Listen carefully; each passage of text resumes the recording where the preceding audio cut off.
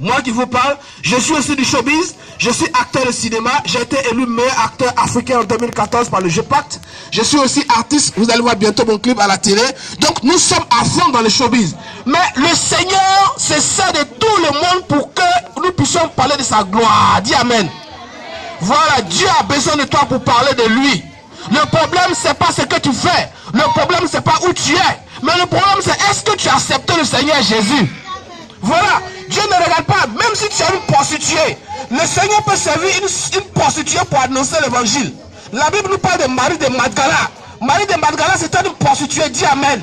Amen. Elle était une prostituée, mais c'est Marie de Magdala qui a marqué la Bible.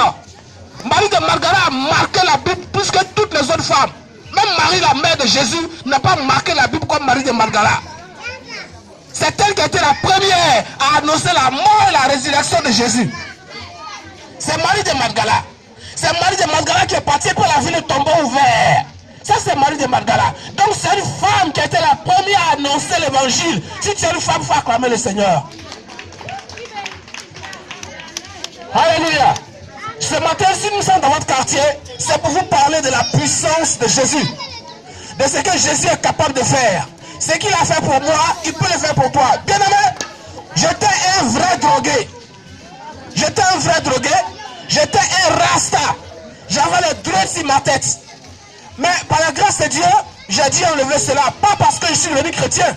J'ai enlevé mes dreads parce que le métier de cinéma que je fais, tu dois camper beaucoup de rôles. Voir un président de la République en dread, c'est bizarre. Donc j'ai enlevé mes dreads pour la cause du cinéma. Mais ce matin, nous allons vous apporter l'évangile de Jésus-Christ. Sur ce, je vais prendre la parole de Dieu dans le livre de Apocalypse. Apocalypse, le chapitre 12, à partir du verset 12. Je lis la parole de Dieu. C'est pourquoi, malheur, c'est pourquoi, réjouissez-vous, cieux, et vous qui habitez les cieux, malheur à la terre et à la mer, car le diable est descendu vers vous, animé d'une grande colère, sachant qu'il lui reste peu de temps. Dis Amen. Amen. La Bible dit dans le livre de Apocalypse, le chapitre 12, à partir du verset 12, il dit: cieux, réjouissez-vous, mais malheur à la terre et à la mer, car le diable est descendu vers vous, animé d'une grande colère, sachant qu'il lui reste peu de temps. Dis peu de temps. Peu de temps. Faut dire peu de temps. Peu de temps. Bien aimé, Satan est déchaîné parce qu'il sait qu'il lui reste peu de temps. Amen. Peut-être que tu l'ignores. Je vais t'expliquer un peu l'historique de ce qui s'est passé au ciel. La Bible dit que c'est Dieu qui a créé Lucifer. Lucifer était l'ange lumière de Dieu. C'est Lucifer qui s'occupait de la louange au ciel. Quand on chante au ciel et puis Dieu est dans la joie, c'est Lucifer qui faisait ça. C'est lui qui chante et puis Dieu est content. Dieu se promène et puis il veut bénir. C'était Lucifer. Et donc Dieu se confiait à Lucifer. Dieu disait beaucoup de secrets à Lucifer. Dieu disait beaucoup de choses à Lucifer. Et un matin, Lucifer s'est dit qu'il avait trop de connaissances. Lucifer s'est dit que lui là, il maîtrisait trop de choses. Donc il faut maintenant qu'il défie Dieu. Et c'est comme ça que la première rébellion va se passer au ciel. Et quand la rébellion s'est passée au ciel, la Bible dit qu'il y a une grande guerre qui s'est passée au ciel. Alors, Lucifer qui s'est rebellé est devenu maintenant Satan. La révélation que je donne ce matin, c'est que quand tu es rebelle, ton nom change. Dis Amen. Amen.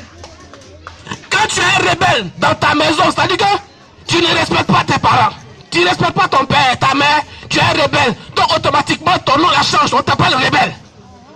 Et la rébellion en fait peut être matée. Donc, tu n'as pas le droit d'être rebelle chez toi à la maison.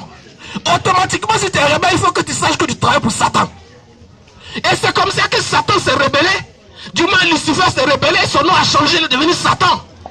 Et la Bible dit qu'il a combattu les anges dans le ciel. Il y a une guerre qui s'est passée dans le ciel. Satan a commencé à frapper les anges de Dieu. Satan a commencé à les botter. C'était bizarre. Et la Bible dit qu'il a ravi une partie des anges dans le ciel. En bon français, ça veut dire qu'il a pris une partie des anges dans le ciel. Et donc la guerre qui s'est passée, Satan était en train de gagner cette guerre. Satan était en train de gagner cette guerre. Il a pris une partie, un quart des anges dans le ciel. Une bonne partie qu'on appelle aujourd'hui les démons. Les démons sont des anges qui ont été déchus. Alors ces démons-là, ils travaillent avec Satan aujourd'hui. Et la Bible dit, Michael ne savait plus ce qu'il allait faire. Michael était dépassé parce qu'ils étaient en train de le gouganer. Ils étaient en train de le boxer. Il ne sait pas ce qu'il allait faire. Et la Bible dit que Michael s'est rappelé un moment que Dieu allait envoyer son fils qu'on appelle Jésus, qui allait mourir et que son sang allait couler à la croix. Alors automatiquement, il s'est appuyé sur la révélation du sang de l'agneau. Et la Bible dit qu'ils ont vaincu Satan. Quand ils ont vaincu Satan, la Bible dit qu'ils ont chassé Satan du ciel. Et sa place n'a plus été au ciel. Et la Bible dit qu'il est descendu sur la terre. C'est pourquoi la Bible dit malheur à la terre, malheur à la mer, malheur à ceux qui habitent la terre, malheur à ceux qui habitent la terre. Il dit cieux, réjouissez-vous, cieux, réjouissez-vous, parce que Satan n'est plus là-bas. Satan est sur la terre. Et quand Satan est descendu sur la terre, il a possédé tout ce qui est sur la terre. Amen. Cailloux, tout ce que tu peux imaginer sur la terre, les arbres, Satan a tout possédé. Amen. Et malheur à la terre et à la mer. Satan a possédé ce qui est dans la mer, ce qui est dans les eaux. Il a tout possédé. C'est pour cela, remarquez au village, ton grand-père, il adore les poissons. Ton grand-père, il adore les montagnes. Ton grand-père, il adore les souris. Amen. D'autres adorent des chats. D'autres adorent des serpents. D'autres adorent des poulets. D'autres adorent des œufs. C'est normal. Parce que Satan est descendu sur la terre. Il a tout possédé. Satan a tout pris. Bien-aimé, si tu ne sais pas, ta vie est en danger. Ta vie est en danger. Amen. Ta vie est en danger. Parce que depuis là, Satan est descendu sur la terre. La Bible dit, parce qu'il sait qu'il nous reste peu de temps. Amen. Satan sait qu'il lui reste peu de temps. Mais pourquoi Satan sait qu'il lui reste peu de temps? Satan le sait parce que quand l'enfer a été créé, c'est pour Satan lui seul et ses démons. Alors Satan dit non, je n'irai pas seul dans ce temps de feu. Non, je n'irai pas en enfer moi seul. Il faut que je parte avec Akissi. Il faut que je parte avec Kwacho. Il faut que je parte avec Lucien. Il faut que je parte avec ton voisin, avec ta voisine, avec ton père, avec ta mère. Il faut que je parte avec eux en enfer. Alors ce matin, faut dire je refuse. Je refuse cela. Faut dire je refuse. Donc l'objectif de Satan, c'est que tu le suives avec lui en enfer. L'objectif de Satan, c'est que tu échoues dans ta vie. L'objectif de Satan, c'est que tu n'avances pas dans ta vie. L'objectif de Satan, c'est que tu sois toujours malade. L'objectif de Satan, c'est que tu sois dernier à l'école. L'objectif de Satan, c'est que tu sois toujours en arrière. L'objectif de Satan, c'est que tes affaires échouent. L'objectif de Satan, c'est que tu sois toujours couché dans le salon de ton oncle et que tu sois fier de ça. L'objectif de Satan, c'est que tu ailles d'homme en homme, de femme en femme. L'objectif de Satan, c'est que tes visas échouent toujours. L'objectif de Satan, c'est que tu ne sois pas heureux, tu ne sois pas heureuse. L'objectif du diable, c'est que tu ne sois pas épanoui. L'objectif du diable, c'est que tu n'aies même pas 5 francs en poche. L'objectif de Satan, c'est que tu ne sois pas content. C'est que tu vives comme un clochard sur la terre. L'objectif du diable, c'est que tu ne sois pas du tout épanoui. Regarde, tu n'arrives pas à comprendre. Pourquoi c'est toi au quartier, tu fais ceci, cela, ça échoue. Pourquoi au quartier, c'est toi qui veux voyager, ton visa échoue toujours. Tu ne comprends pas. Pourquoi c'est toi qui es toujours dernier. Tu ne comprends pas. Pourquoi tous les malheurs qui arrivent, c'est toi ça arrive. Bien-aimé, je te révèle en ce matin que Satan a été chassé du ciel et il est descendu sur terre parce qu'il t'en veut. Satan est un gros jaloux. Satan est un aigri. Satan n'est pas fier de te voir. Amen. Parce que Dieu a fait de toi un être super. Amen. Un être extraordinaire. Amen. Amen. Un être rempli de bénédictions. Amen. Un être rempli de grâce. Amen. Satan n'a pas de grâce. Satan n'a aucune grâce. Satan ne veut pas que tu évolues. Il ne veut pas que tu évolues. Satan est déchaîné contre ta vie. Ouvre les yeux ce matin et comprends que le programme du diable pour ta vie, c'est que tu ne sois pas heureux, c'est que tu ne sois pas heureuse. Tu as connu combien d'hommes? Tu as connu combien d'hommes? Tes amis se marient. Toi, ça fait 17 hommes que tu connais. Tu es toujours dans la maison de ton père. Ça fait 20 femmes que tu connais. Tu n'arrives pas à te marier. Tu as un problème. Le problème, c'est que Satan est déchaîné contre toi. Qu'est-ce que tu fais à dormir dans ta maison sans prendre de décision? Qu'est-ce que tu fais dans ta maison sans te réveiller? Qu'est-ce que tu fais sans te remuer?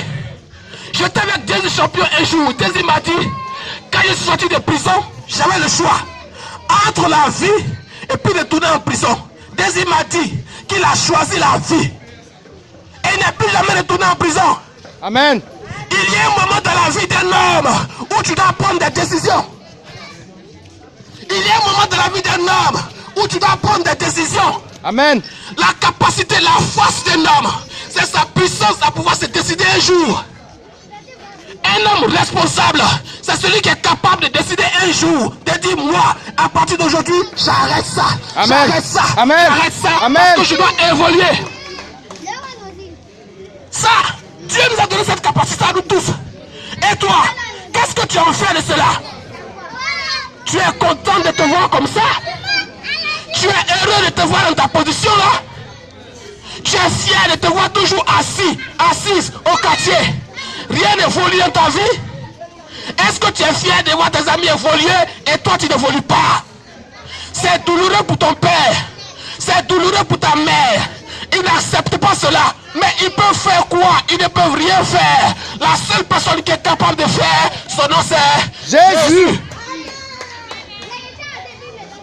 Bien-aimé, moi qui te parle, je ne peux pas compter sur un parent. Parce que si tu compté sur un parent, je ne serais pas ici ce matin. Parce qu'en une fraction de seconde, ma vie peut changer. Je peux devenir multimillionnaire en un jour parce que lui-même, il est multimillionnaire. Voilà pour un témoignage. Mais ma vie ne dépend pas d'un homme. Amen. Ma vie ne dépend pas d'un homme. Amen. Ma réussite ne dépend pas d'un homme. Amen. L'homme n'est qu'un canal que Dieu touche pour pouvoir venir à mon secours. Ma vie dépend de Jésus. Amen. Et ta vie doit dépendre de Jésus. Amen. Parce que celui qui donne le voyage se nomme Jésus. Amen. Celui qui donne le mariage s'appelle Jésus. Amen. Celui qui donne la réussite s'appelle Jésus. Amen. Il confirme sa parole en disant que l'or et l'argent m'appartiennent et je le donne à qui je veux. Amen. C'est Dieu qui est capable de le distribuer à qui il veut. Amen. Est-ce que tu fais partie de la famille de Jésus? Est-ce que tu fais partie de la famille de Jésus? Amen. Pour qu'il puisse enlever son argent et dire, tiens, tu fais partie de sa famille? Amen. Bien-aimé, mon fils aura cette grâce de recevoir mon argent que quelqu'un que je ne connais pas. Tu es sûr que Dieu, à moi là-bas, il te voit, il te connaît? Est-ce que tu es sûr qu'il te connaît? Je ne ferai pas de politique. Mais sachez que Blé Goudé, il ne connaissait pas Babo. Blé Goudé, il ne connaissait pas Babo. C'est un jour il a connu Babo et puis sa vie a changé. Alors, sa destinée a changé. Ça veut dire que Dieu peut te voir. Dieu nous voit nous tous, mais il ne nous connaît pas nous tous. Dieu nous voit nous tous, mais il ne nous connaît pas nous tous. C'est pour cela que tu fais quelque chose, on t'a dit, Dieu te voit. Effectivement, Dieu te voit, mais est-ce qu'il te connaît? Regardez ici, je vous vois vous tous. Je vous vois vous tous, mais est-ce que je vous connais? Je vous vois, mais je ne vous connais pas. Je vois Roland le Béguiste, mais est-ce que je connais Roland le Béguiste? Oui, je le connais. parce que c'est mon ami, parce qu'on se fréquente, parce qu'on s'entraide. S'il a un problème, je peux l'aider, parce que je le connais. Mais je ne te connais pas. Comment est-ce que je pourrais t'aider? C'est exactement la même chose que Dieu fait. Dieu bénit ce qu'il connaît. Dieu bénit ce qu'il connaît. Qu'est-ce que tu fais pour que Dieu puisse te connaître? Qu'est-ce que tu fais pour que Dieu puisse te connaître?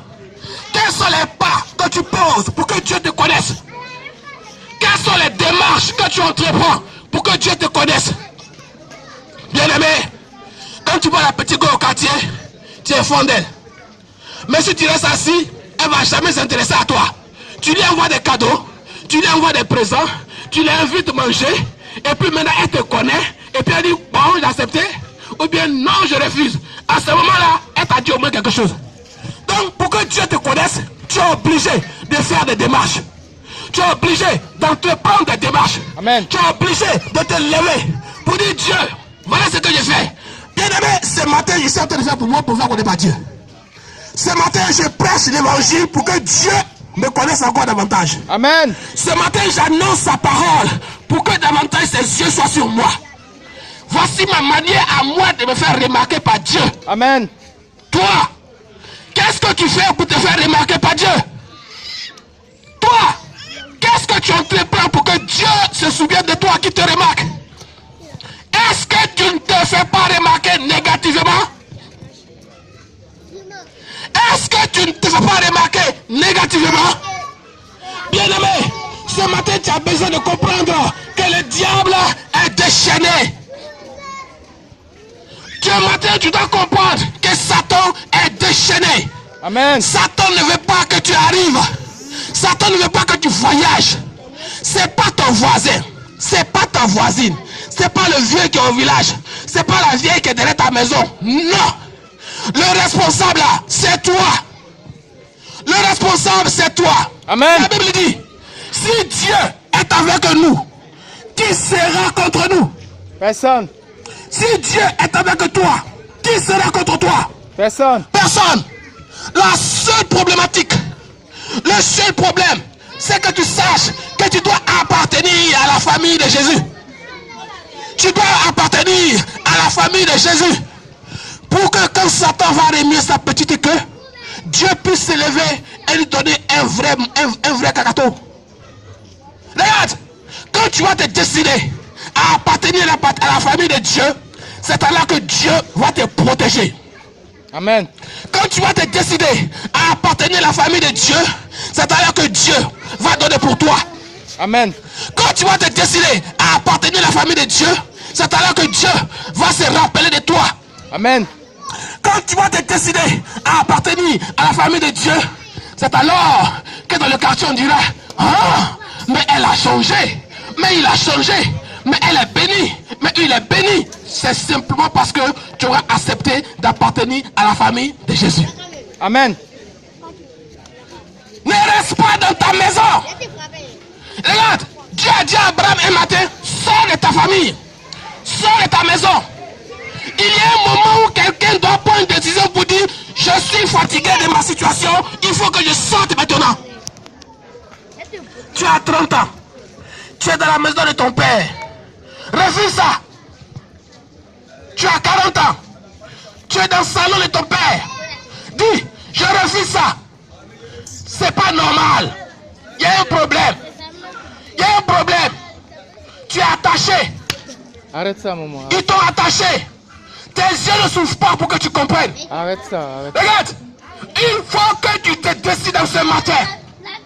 Parce que chaque jour qui passe, nous approchons de la mort.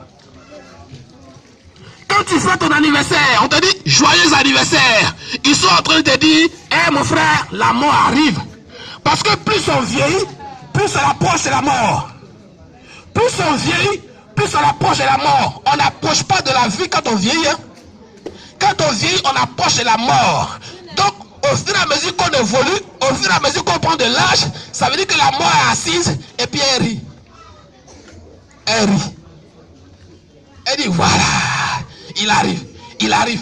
Il ne m'est pas changé. Dieu merci. Ah, il est avec moi. il ne veut pas changer. Ah, elle est toujours comme ça. Il est toujours comme ça. Il ne veut pas changer. Il arrive. Et puis un matin, pouf. Tu arrives devant Dieu, Dieu va te dire, est-ce que Roland le Benguis, qui a des showbiz là, il t'a pas parlé de moi? Tu vas dire si. Mais est-ce que tu l'as écouté? Tu diras non. Il dit bon, arrière de moi, je ne te connais pas. Est-ce que l'acteur de cinéma là, il t'a pas parlé de moi? Tu vas dire si. Tu as changé? Non, arrière de moi.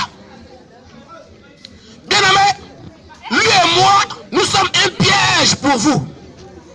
On est un piège pour vous. Vous ne devez pas rentrer dans ce piège. Parce que devant Dieu, vous allez rendre compte. Nous aussi, on va rendre compte. Amen. Est-ce que nous avons annoncé l'évangile qu'il fallait? Amen. Est-ce que nous avons servi Dieu comme il fallait? Amen. Est-ce que nous avons parlé de lui comme il se devait? Amen. Nous tous, nous allons rendre compte à Dieu. Ce matin, prends cette décision sur toi-même. De dire, je suis fatigué. Je suis fatigué. Regarde, ce n'est pas une affaire de faro. Ce n'est pas une affaire de chocolat. Ce n'est pas une affaire de moi je suis le plus beau au quartier. Ce n'est pas une affaire de moi la plus belle au quartier. C'est une affaire de salut. C'est une affaire de salut. Amen. Dans l'affaire de salut là, il n'y a pas chocolat dedans. Il n'y a pas chocolat. Dans l'affaire de salut là, ce qui est dedans là, c'est la violence. C'est la décision. Dans l'affaire de salut là, il n'y a pas plaisanterie dedans. Ce n'est pas un plaisir pour moi d'avoir sué sur moi comme ça, d'être sur le soleil. Ce n'est pas un plaisir. Mais c'est parce que Dieu a ouvert nos yeux. Dieu a ouvert nos yeux. Et il y a des choses qu'on a vues. Il y a des choses qu'on a entendues. On ne peut pas rester dans nos maisons. Bien aimé, on a occupé lui et moi. On a des rendez-vous. On a des tournages. On a croisé des gens. Mais on dit non. Aujourd'hui, là, c'est mercredi. On a dit à Dieu, tous les mercredis, on va parler de toi. Alors, nous le faisons. Bien aimé, le verset d'Apocalypse dit, malheur à la terre et à la mer quand le diable est descendu vers vous. Il dit malheur. Malheur. Malheur à la terre et à la mer. Souvenez-vous qu'il y a un monsieur. Son nom c'est Jésus. La Bible dit qu'il savait que Satan allait se lever contre toi. Il savait que Satan allait se dresser contre toi. Et puis, il dit non. La Bible dit, comme un agneau, il allait à l'abattoir sans dire un seul mot. Il a fait ce sacrifice-là à cause de toi. Est-ce que toi, tu es capable d'aller laisser à la croix? Ils vont te crucifier. Ils vont t'insulter. Ils vont mettre des points dans tes membres. Est-ce que tu es capable d'accepter ça pour moi? Même dans ton rêve, tu vas te réveiller.